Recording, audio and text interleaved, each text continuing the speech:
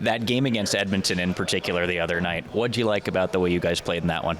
Yeah, I think we did a good job of managing the puck. We knew that they were kind of a rush team and they thrived on the turnovers, and I think we limited them pretty well. So I think that was kind of one of the main keys for us in our success that game. What did it mean to you guys to get that done, given you had lost to Edmonton just a couple of nights earlier? Yeah, I think it was nice to, you knew that we had them again soon after a tough loss like that, giving up a lead. And it's nice when you can redeem yourself that quick, and it meant a lot to the guys. I think that was a big win. You've played with a bunch of different partners this season. I'm not sure I've asked you too much about Damon Severson, though. So what's it like to play with Sevo? Yeah, I like to play with Sevo. He's a really smart guy. He's always talking, and he's got a lot of good traits. He's a great defenseman, and it's nice to get to know him a bit more. You kind of, when you play with somebody, you kind of get to know him more than you would when you just on a team together. So I think it's nice to get to know him. He's a Sasky boy, so he's not far from Manitoba. So it's pretty cool. All right, what have you learned about him? He's good. He's got some good jokes. Like he's sneaky with it. He stays quiet, but then when he peeps up, he's got something good cooked up. I like that. A lot of hockey and not a lot of time for you guys lately. How do you manage that both mentally and physically? I think it obviously starts with the recovery part and making sure you're doing the right things. But I mean, it's honestly for me, I like to every second day you're playing, you're getting kind of a rhythm of it, and obviously there's going to be some back-to-backs mixed in, but it's good. It keeps you in it, and you're not having big lulls in games. Like you're just you're always playing. So it's for me, I like it. You guys are missing a couple of key veterans in this room right now. Eric Goodbranson's been out. Boone Jenner, of course, gets hurt in Seattle, didn't play the last game. What's kind of the vibe in here without those guys? Yeah, I mean, those are, two leaders in the team, and it's, tough losses to not have them in the lineup. But I think guys are, stepping up. Like Coyle, he comes in and he's a leader right from the get-go, and, it doesn't change that he has a letter on now. I think he's still the same guy, and I think it's, there's lots of guys that, kind of pick it up for them when they're out, and obviously, we'll be excited when they're ready to come back. You brought up Charlie Coyle's name right there. What have you learned from him, and what about him this season? Yeah, I mean, he's an awesome guy. I sit beside him in the room, so we get to chat lots, and he's a family guy. He's got to be like a girl, this too. So he's always talking about her, and I love to hear about it. It's pretty cool, and he's a really nice guy. He's always any questions I have about anything, he's always more than welcome to answer them. So it's really nice.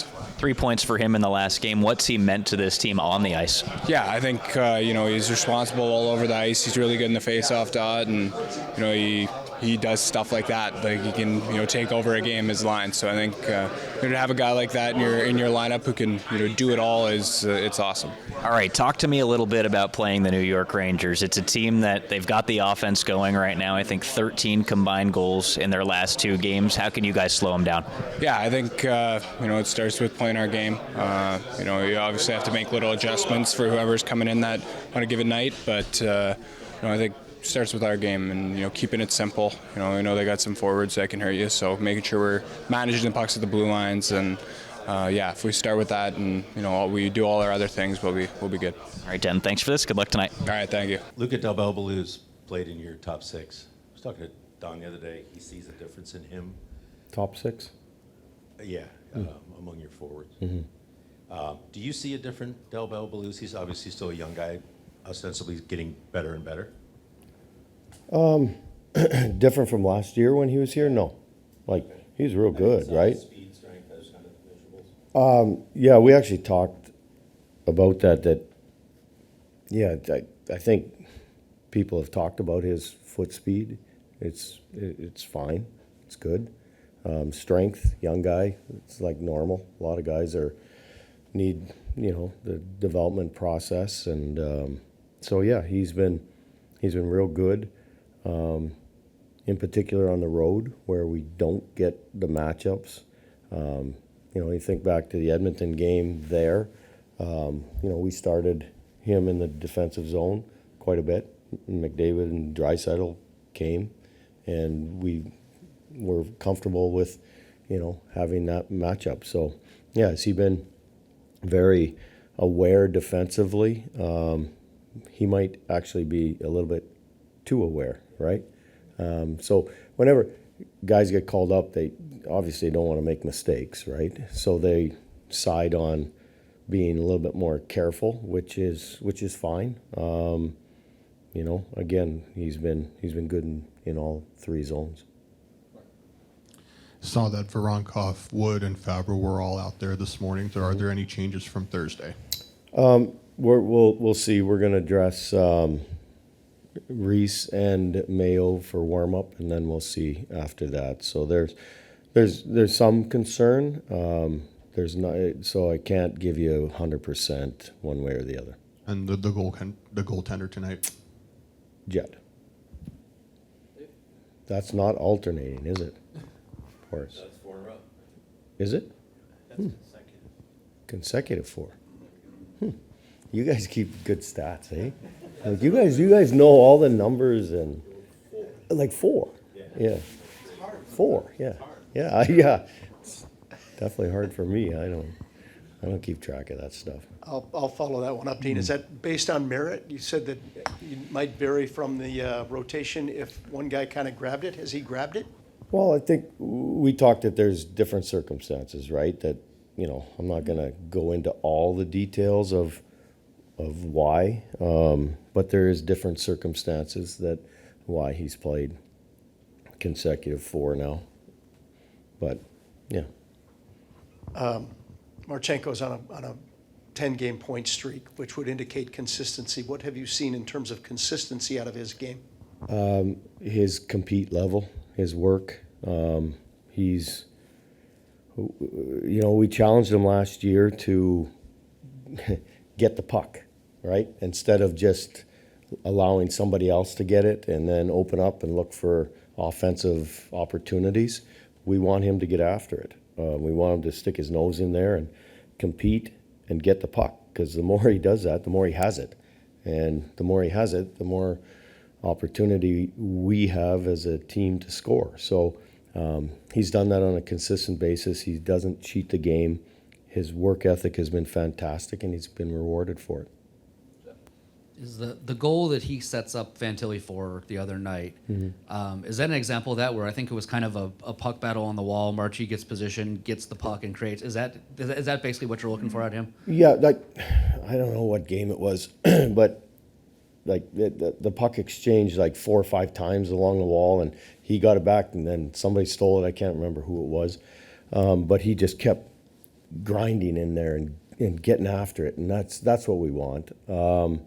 Because when he does have it, he can obviously score goals, but he can obviously set up too.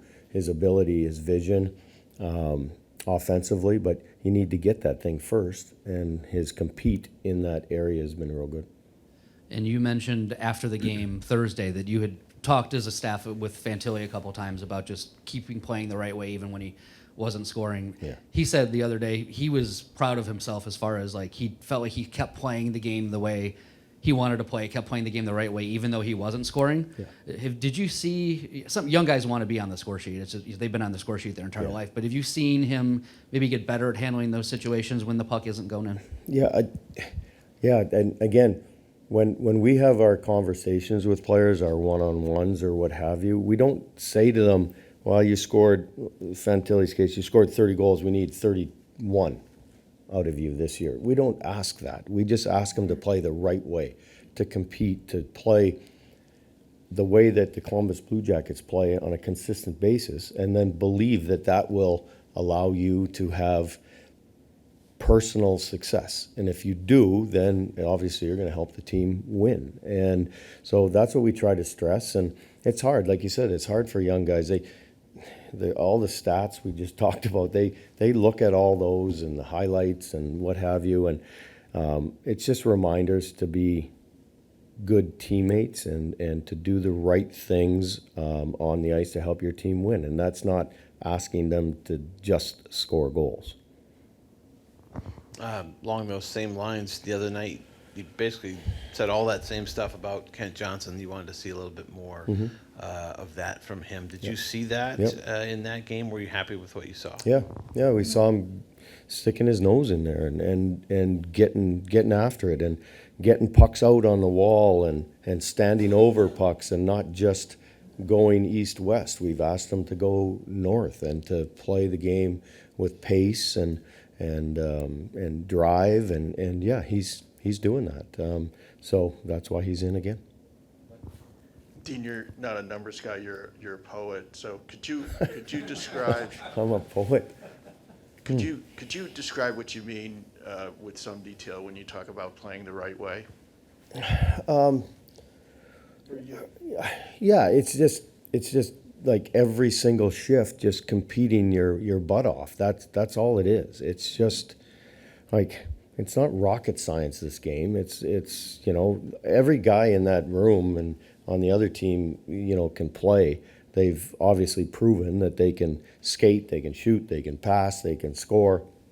But it's that one-on-one battle. It's that compete level. When you're faced with it, that we ask every player to do. And if you do that on a consistent basis and everybody on your team does it, then you have a better chance to win. Tonight's opponent, the Rangers, I think the last couple of times Shesterkin's been in net, that's been a shutout. I guess one of the things you're trying to talk to your team about is crashing the net and creating chaos. Do you feel like you like the progress that your team is making in that area of the game? Yeah, we constantly talk about getting inside and then getting in the goalie's eyes. Every coach talks about that. The goalies are so great now. Like, if they see shots, they're going to make saves. And not only screening the shot, but when you're in the goalie's eyes and he can't see, you screen passes too, right? So that when the pass goes, the goalie doesn't get over there in order to make that save. So the more we can get to the inside and in front of the net, the better off we're going to be, and the more goals we believe we're going to score.